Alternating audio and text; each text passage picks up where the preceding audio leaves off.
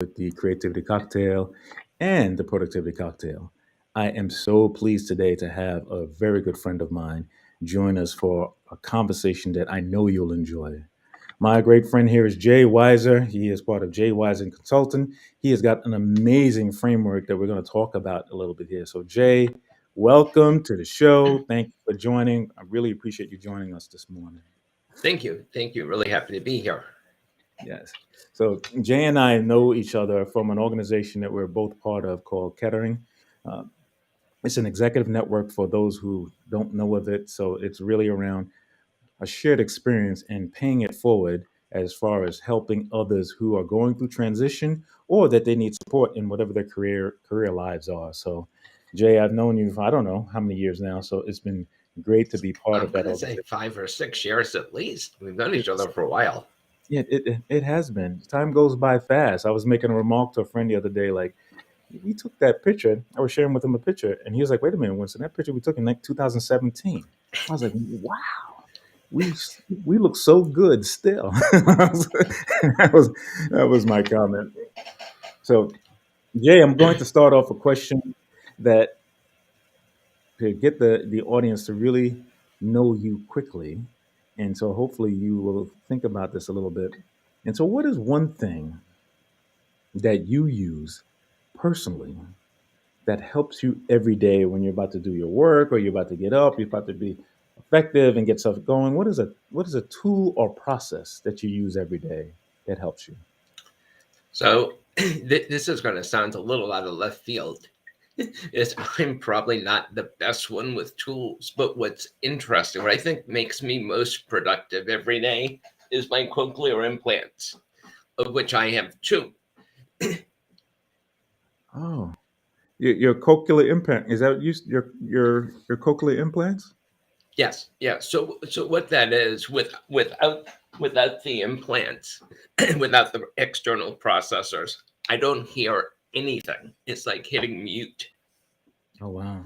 And essentially, what the cochlear implant does is it takes sound in, converts it to an electrical signal. There's an implant under the skin. It goes to my inner ear, and there's an electrode, and that lays across the hearing nerve. And it takes a sound, converts it to electrical signals, so my brain figures it out. It is probably one of the most amazing medical devices ever. Wow. How long have you had that? How long have you? I've, it's interesting you say that. I just celebrated my 11th anniversary on my left side, and it'll be 10 and a half years on the right side. So before that, I was wearing hearing aids, and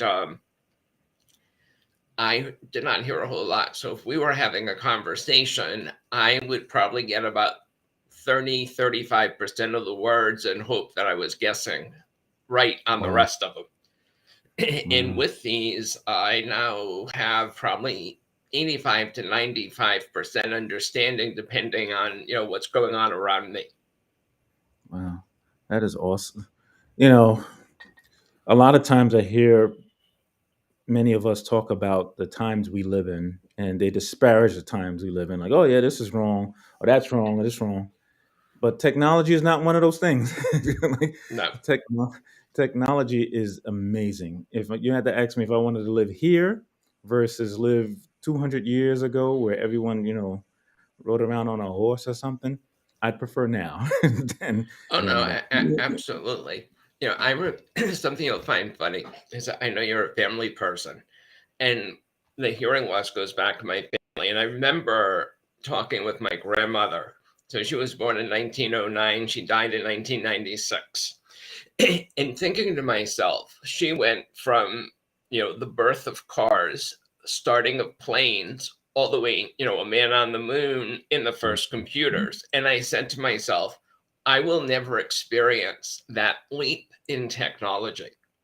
But when I Mhm. think about what's happened in my life from, man on the moon in all the space flights to starting when they first invented cochlear implants, you wore something like this, double the thickness on your Oh my belt, goodness. with wires connected to your head. They were only invented in 1990, and now this is the whole thing. Isn't that something? Wow. That So I'm that a tells bit. you so much about technology. It really does. I am so. Everyone who's listening, we are thankful too that Jay has those cochlear implants because that way we're able to talk to you today. So that is that is every time I hear about a technological marvel such as what you have, it just tells me that we have a lot to do. We have a lot to go, a lot to where we need to be as a. But we do a lot of things right, and technology is one of them.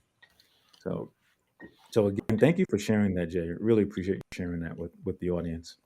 So My I want to pleasure. talk to you. I want to talk to you a little bit about who you are and what you do, and a little bit about your background. So if you had to give us like a kind of a maybe a minute or two about your background, share with the audience here about that. So I guess the first thing, probably from going back to business school, even before, is this whole idea about solving problems, helping organizations figure out how they can be better, how they can reach their potential. So it's not just about an efficiency thing, it's about, are they doing the right thing? Are they accomplishing what they set out to in an environment that's healthy for people? People who can reach their full potential, customers are satisfied. And the story is, if you do all that stuff right, the owners get returns, but they're shared because everybody is benefiting Right, versus starting with the owners first. I mean, I've been, stakeholder capitalism is new, but that's been my mindset probably for the last 20-25 years in terms of how I approach my work with organizations. The other thing, I guess I like diagnosing. I like digging into a problem. I like exploring and trying to figure out what the root cause is. So it's not just a matter of, addressing symptoms. I really believe in sustainable solutions. So if I'm working with a client, I just don't want to fix what's happening today. I want to do it in a way that you don't have the same problem tomorrow or the year after that. And my work over really probably the last 20 years, like, kind of two streams that have merged together. One is around strategy and strategy execution, that you can't have two separate discussions. They need to be an integrated discussion, because strategy without execution is like a binder on the shelf. right, And execution without strategy doesn't have any direction or purpose.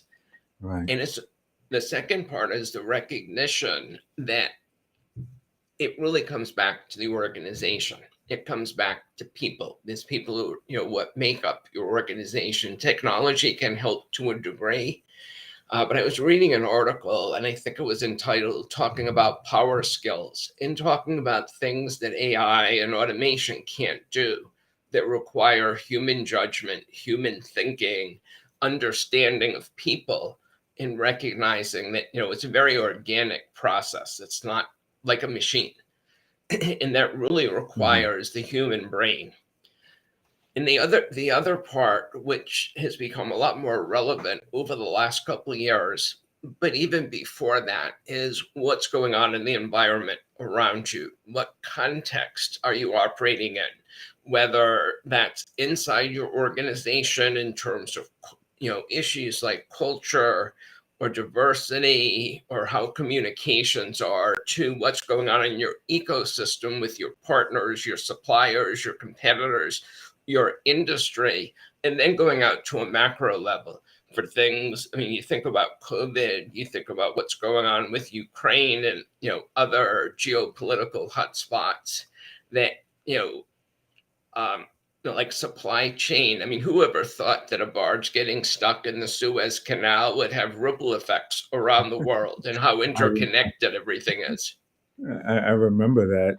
One of the things you said that struck me, Jay, is this thought process about solving problems. And many people who are listening to this, there is this this intense focus on solving problems. But I usually tell people, like, do we solve a problem and break three other things at the same time? Or are we really finding the root of whatever it is? And I think there's this tendency, and I probably say this too flippantly sometimes, is that, are you doing this because you're trying to solve a problem, or you're trying to get something off of your desk or out of your email box? Those are two separate things. Sure.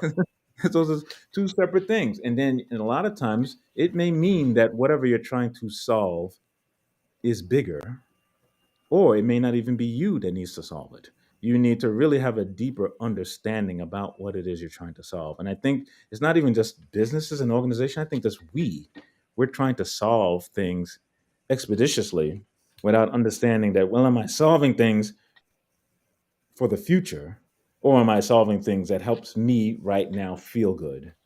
It's kind of the whole process of this life. People do stuff all the time because it makes them feel good. Like, I do it even though they say, "Well, I'll get into debt because I feel good now," and then later on that has a repercussion for it. Or I'll do some vice now, and next thing you know, I have repercussions for it. The thing is, I jotted down 3 points, that triggered some thinking with me. The first one, I'd start off with defining the problem. I think it was Einstein who said they asked him and said, if you had an hour to solve a problem, what would you do? And his response was, I'd spend 55 minutes defining the problem to make sure I was solving the right one. And I'd spend 5 minutes solving it, because if you've defined the problem properly and got into really what the core issue is, that whole process helps you solve it. So a lot of times people are solving the wrong problem. That they're solving a pain, they're solving something superficial. The second thing, you talked about, people want to do what makes them feel good. People feel good very often when they're busy, but busy doesn't necessarily mean they're making progress. That's right. And that's a corporate thing too. People want to see you at, it used to mean they wanted to see you at your desk. They wanted you to look busy. Mhm. But activity, don't confuse activity with progress. What's the outcome you're trying to achieve? And the third thing that you talked about was, kind of unintended consequences. And it's recognizing, I'm a systems thinker. How do all the pieces fit together? If you tweak this a little bit, three other things move. So it's looking at from a more holistic perspective and understanding what you do. And it's the same thing when there is a disruption.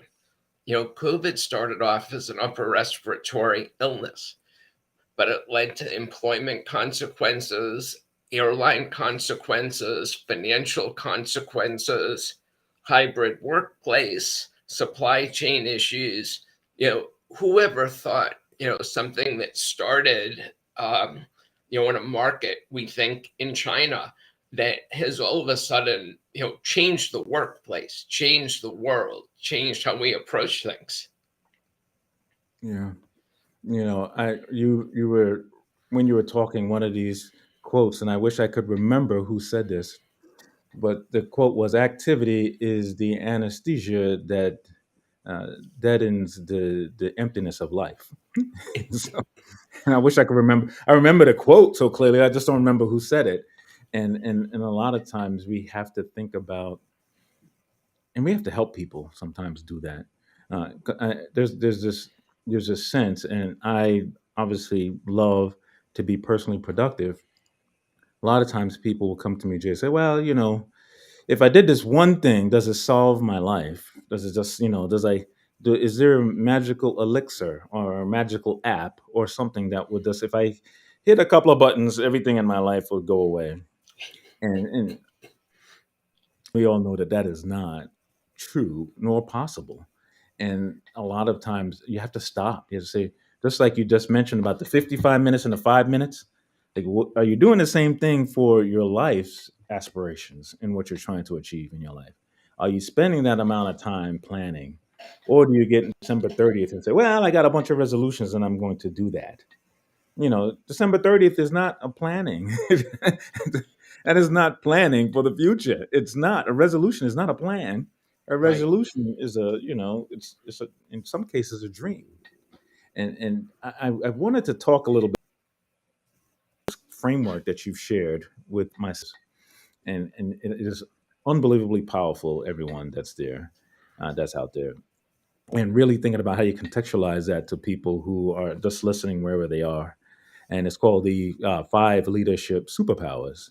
And that is a powerful framework that I know will continue to gain traction over time because it resonates with so many people because every single person who's listening to us talk, every single one of you have a moment in your life where you are a leader.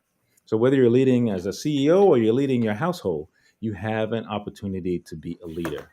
So I wanted you to chat a little bit about that framework and how what people can kind of take away from that. Sure. So the framework with the five superpowers, first of all, how it came about, and that was leaders, individuals seem perpetually surprised and unprepared for disruptions and uncertainty. And this was meant to be a framework, a set of capabilities to help people think through what's happening around them, things they need to realize they need to do differently, look at things differently. So they can dampen the downside of disruptions, they can recover faster, and they can pounce on opportunities. I joke I can tell the story almost two ways that I think are very compelling.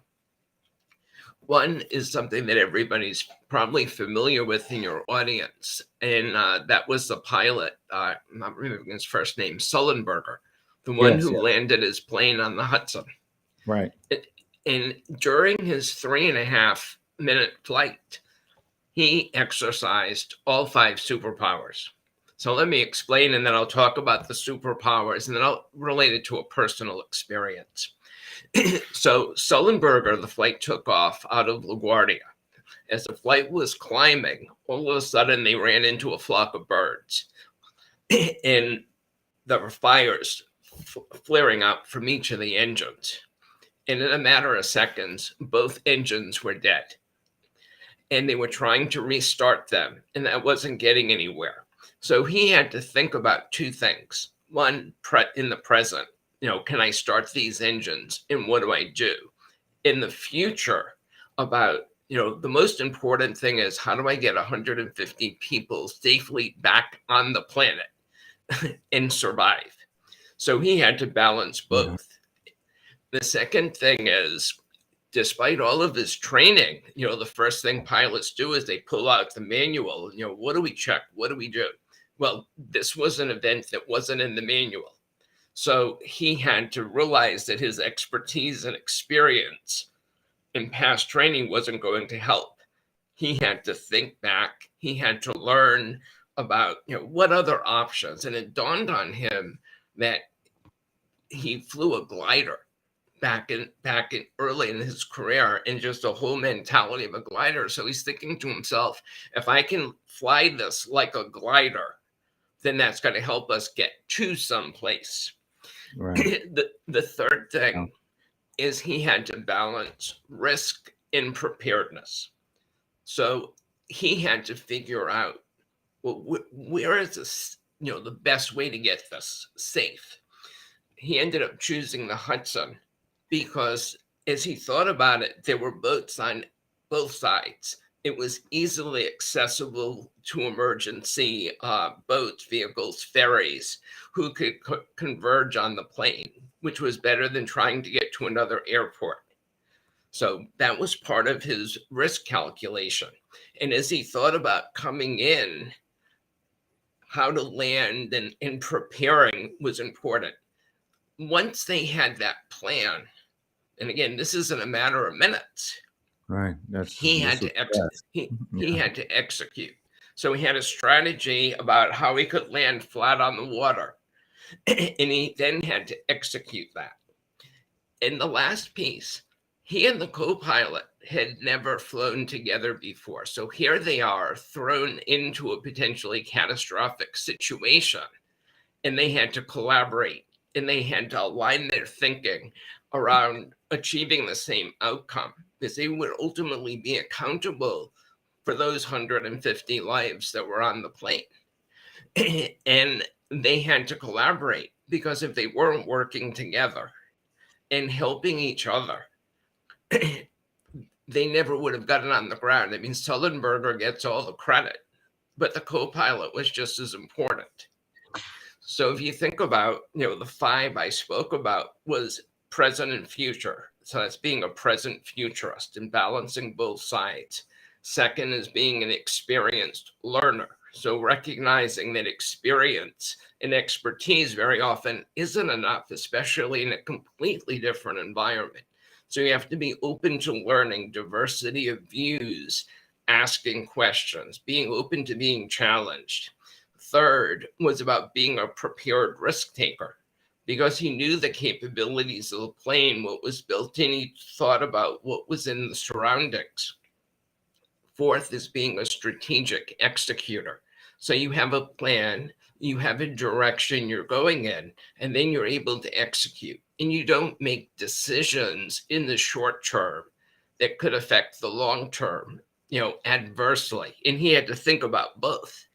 And being an accountable collaborator is about focusing on outcomes, not activities, about realizing the only way that that team, that collaborative relationship is as successful is if their mission, their outcome. Individuals can't succeed unless the group succeeds, and it has to be looked at that way. Sure. Please. I was going to say that is so powerful. You know, I know you were going to share a example personally. I wanted to ask a. There are Sure. lots of leaders who do this, right? There's lots of leaders who do this, sometimes unconsciously, sometimes deliberately. Why do you think? And I have a theory about this, and I won't say it until I hear your thoughts. Sure. Why do you think this kind of thought process is not fully adopted by many leaders out there? So you're asking why I think that. Yeah, why not? Why is not 100% of every leadership in organizations doing the five leadership powers or some iteration of it? So I think there are a number of things. I mean, first of all, people, if you go back 30 years, 25 years, it was a much more predictable environment. The way people thought about businesses, I think was a little more mechanistic in terms of, if I do this, this will happen, based on history. And, as Fidelity says, past performance does not predict future performance. I think the other piece is, we talked about activities and busyness. Very often there's a bias towards action without thinking. That was where I was getting to. I was going to say that. I wanted to see if you said that same thing. I think sometimes there's some organizations are enamored with Yeah, activity. I mean, I was having a conversation with a contact yesterday, and she said we talk in our leadership team about different issues. And what we really need to do is a deeper dive and really discuss out the issues. And there are people on our leadership team who as soon as you introduce a problem, like, okay, what do we do? Instead of let's figure out what's going on first and then figure out what to do. I think there's an energy that people get from being busy, from being a firefighter. That's Yeah, exciting. that's right. Yes. But most firefighters will tell you, a lot of the fires are preventable. And as exciting as it is to put out a fire, they'd rather not see as many as they do. So I think that comes into play. Mm. I think, the other part, people get so caught up in what's going on today that they're not thinking further out. Their incentives very often are not looking further out. If you're a public company, there's that pressure to That, meet your numbers. But that, the that thing is, quarterly pressure, right? That quarterly number. that earnings to get out every single quarter, right? And that can create some, let's say, short-sightedness, but that focus on, well, we got to make sure that the net income and the EBITDA and the earnings per share and the buybacks and all of these things, they all have to line up to what the street has so we can get more value on our stock versus 2 or 3 years down the road to be prepared for whatever might happen.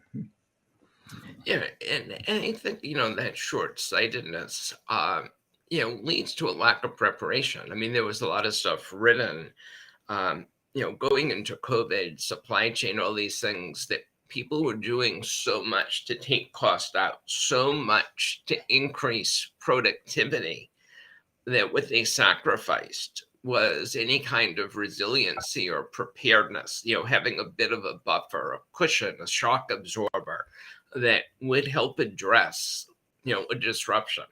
I think the other thing, and I go back to some of my business school and economics background, and, my focus has always been on longer term value.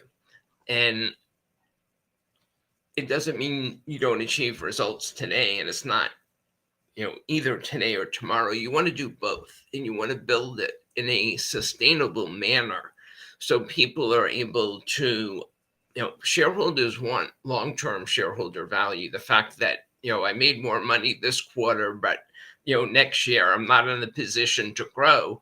Well, that doesn't help your stock price. Yeah, it does not. And I know that the world is this because even all of us, we're now part of it, right? So if any one of us has a portfolio of any kind, we are now part of that whole cycle. Like, I need my stock to go up because hence that's money that I need to be part of. And to your comment, it is a really razor's edge. The slightest thing that throws that cycle off has an effect all the way upstream and downstream. And I think companies are starting to come around to this, starting to think about this more. But there are things that I think sometimes that they don't know, that they just don't know. You don't know how a disruption of a massive weather event is going to have on your organization. The example you made about the Suez Canal barge, that was a really good one because that had a global implication from one thing happening. That was a real thing. The things that are going on with Russia and Ukraine, those things have long effects on every single person on the planet. Well, I mean, one of the things that's interesting, I mean, we talk about, things that are out of our control. And I remember you mentioned Kettering. I presented the Kettering about 6, 7 weeks before COVID hit. And I think it was the title of the presentation was How to Become a Valuable and Relevant Leader in the 2020s. Little did we know what was going to be happening in 6 weeks. But I think Yes, it was probably my second or third slide. And what it said is, you don't get to choose your circumstances, that's but right. you do get to choose how you respond. And it's about recognizing what you do control, what you do have influence over, and what you have to adapt to. Yeah. And Yeah. it's being able to tell the difference. And I often talk about, you can be a captain or a captive.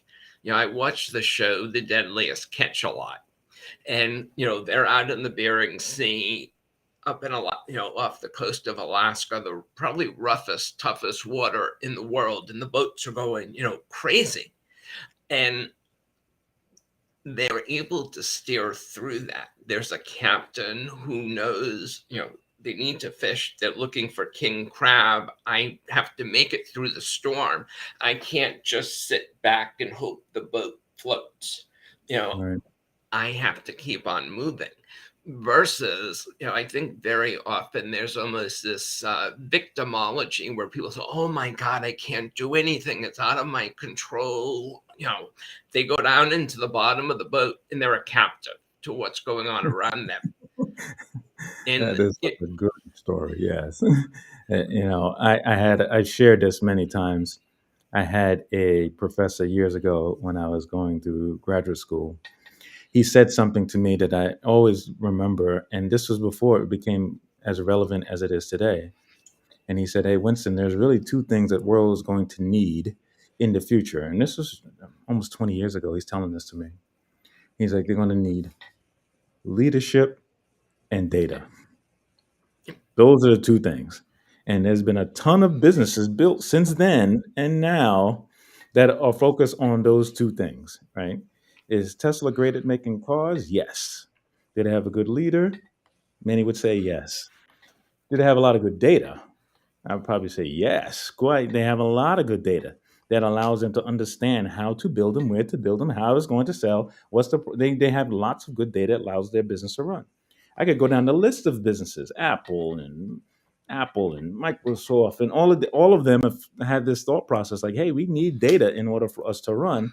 And at the same time, many of them realize that, hey, we got to have good leaders too, and not just the CEO person, but there's Sure. got to be good leaders all across the organization for us to be successful. And I think that to me is pretty optimistic, quite frankly. I No, think I that mean, the I organizations you are know, like that. Yeah. I think it's that depth of leadership across the organization. I did work with a large supermarket chain prevalent throughout the South.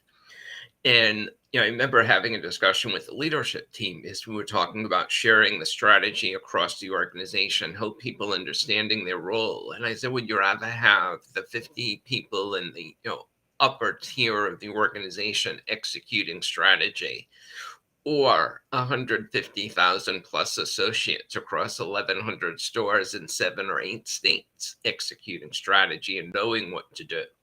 And obviously, the power is in the latter. Yeah. And the other thing that's interesting, data is critical in terms of understanding, but very often data looks backwards. And data can be very helpful, but you also sometimes have to realize the limitations when you're in a completely new environment. So data that supported, let's just say, productivity in the office is great. But when people are working in a hybrid environment, some of that data might not be relevant. That's why you need the And leadership in order to help right, with understanding and how do we conceptualize how this. And leadership sometimes has to make a decision with not 100% of the data, yeah, right? Many times you got to and say, well, I got enough. I got to make a decision for the organization. well, and the thing too, it's okay to make a mistake.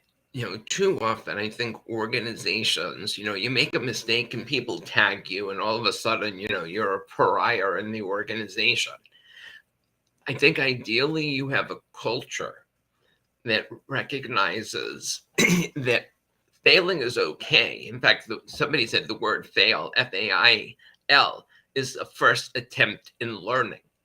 Is that you learn from these mistakes. The company WD-40, we all have that blue and yellow can probably somewhere in our garage. Their CEO decided we're getting rid of the word mistakes. We're getting rid of failures. He said, in this organization, there are learning moments, and people don't get punished for learning moments. Now, that is unless they repeat the same learning moment over and over and over. Yeah. But, that we celebrate those things because we're learning and we're growing. So, I think that's part of the mindset too. Very often leaders are afraid of making mistakes and get paralyzed in terms of making a decision. And they think, oh, I don't want to take the risk. I'm not going to make a decision. But there's risk in action as well. So making it so, a leader can say, I don't know. I haven't seen this before, but we as a team can figure this out. I have faith in this organization. And saying that is very powerful. Yeah. Uh, that concept of leaders failing forward. It, quite frankly, I'm reading a book by John Maxwell, one of my favorite authors, that actually says that in the title. Failing Forward is the name of the book. And as you think about the mindset, I always talk about a book written by Carol DeWitt a number of years ago that is called Mindset. And inside that book, she talks about when there is something that goes awry or not as planned.